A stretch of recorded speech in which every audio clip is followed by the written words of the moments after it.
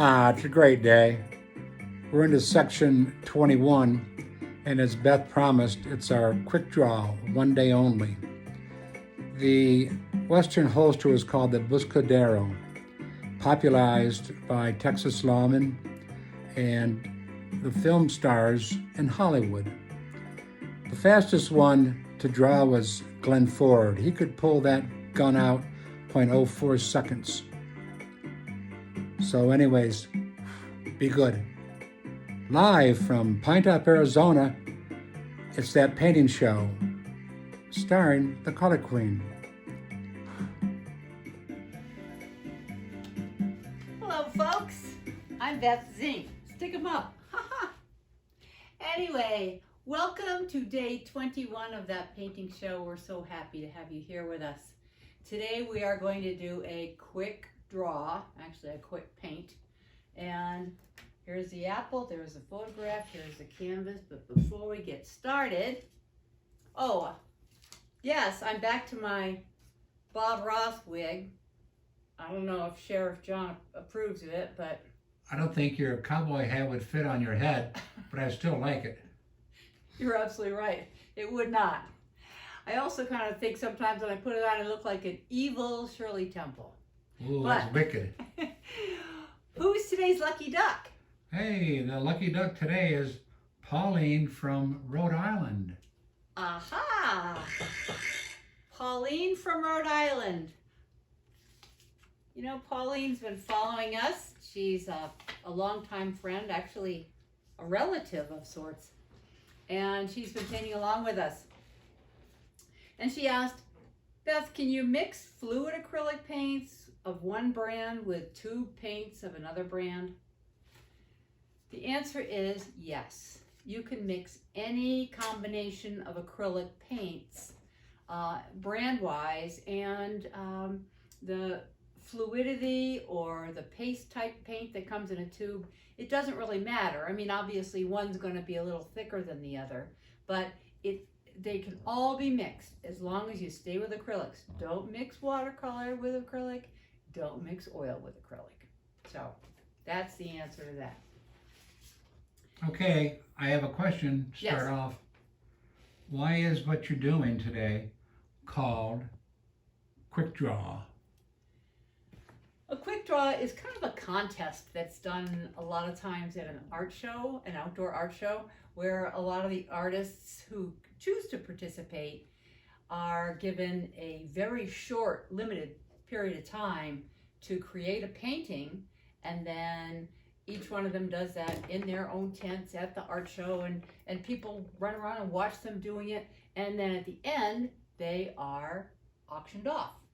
So I'm going to do a quick draw session of this Honey Crisp apple. This is an apple from our refrigerator. I had it photographed and I printed out the photo so I could work from it.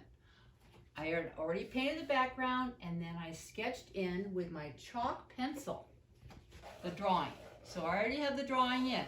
You could do the same thing. You could even trace it if you need to. But I'm going to begin by taking my cadmium, I have all kinds of colors here, but cadmium red and cadmium orange mixed together. And where the apple is mostly red, I am going to go ahead and put those colors, even a little bit of alizarin crimson where I see it's going to be a little bit darker. I'm going to put those colors in. You can see where the well of where the stem is definitely a green color. I'm going to avoid that right now. I'm going to leave out the areas where it's yellow. I'm just going to kind of put in all my basic reds. I'm skipping around, and I'm going to have this part of it done. Just the reds. And then I have to let it dry just for a few minutes before I can move on to the next step. Okay, now that I've let that dry, as a matter of fact, shortcut, use a hair dryer. I just want to use my hair dryer. Got this nice and dry in a heartbeat. Okay, I'm not putting in these highlights, all these bright yellow, orange colors. I'm going to rough them in here. Let them dry a little bit of yellow green back here. Cadmium yellow and green. Oops. Cadmium yellow and green back here. And this is cad yellow and a little cad orange and a little bit of green too here in this shape right here.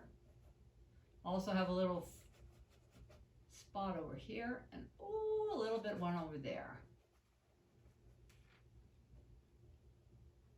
You know, different breeds of apples. They're not breeds. What are they, Dr. John? Let's see, they would be called, well, let me think. Types, different types of apples. Could be your Granny Smith, your Honey Crisp.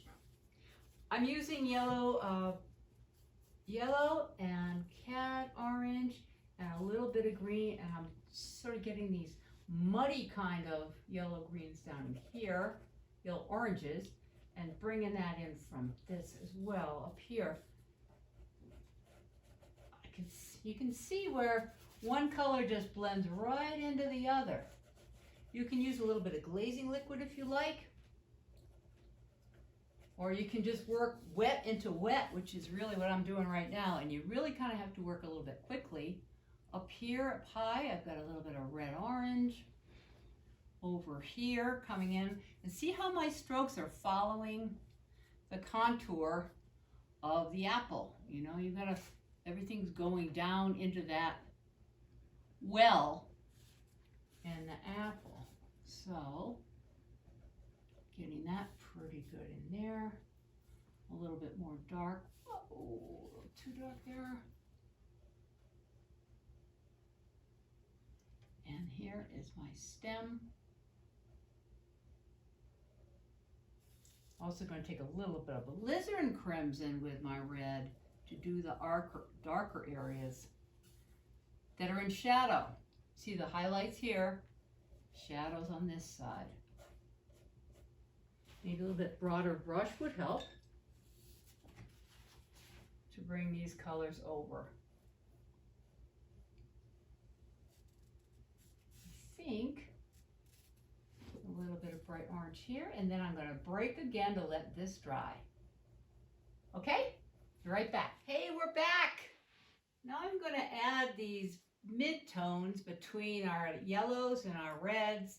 I'm going to take that bit of cad orange, cad red, yellow, and a little bit of white and kind of make a peachy tone, because I'm trying to get these colors that kind of blend into close to the bright yellows. And I'm also going to put some highlights up here. You can see it's a little bit, squint your eyes or print it out in black and white to find out where the highlights are. And you can see that some bright colors are up in here. Some bright colors have come down here. Some brighter colors, more orangey colors are into the yellow here. And remember, this is a painting, it's not a photograph. So just have fun with it. Blend your colors. A little bit of a lighter red here into the orange. Up into that little yellow spot right there. Try taking a little bit of paint off your brush. I think it's easier to kind of dry brush when you're blending in acrylics. You can hear me kind of scrubbing with my brush here. Not a whole lot of paint, just kind of scrubbing. And see how I'm kind of coming back over those little shapes? What I'm doing is really creating a blending technique. I'm also creating this hollow here. You can see there's a hollow at the top of the apple where the stem comes out.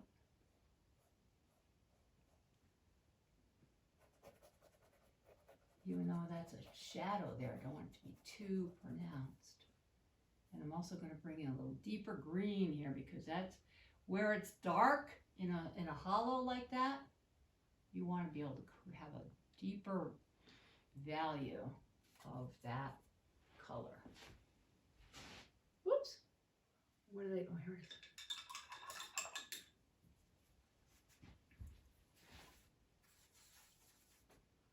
Let me blend in a little bit more color here.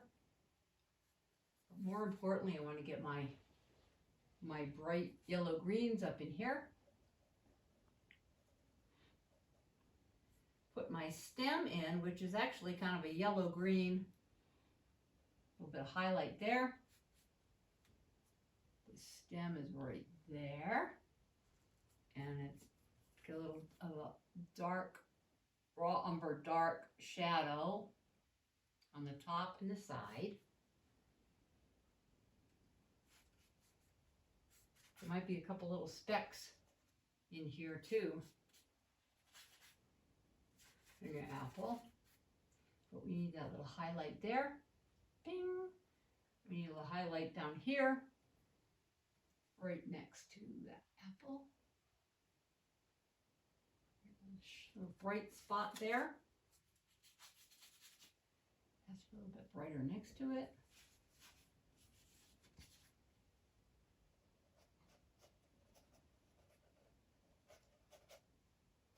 Brighten this up.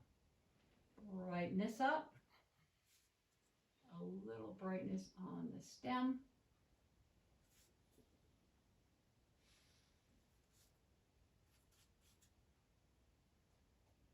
Get a couple more bright spots there. A couple more bright spots down here.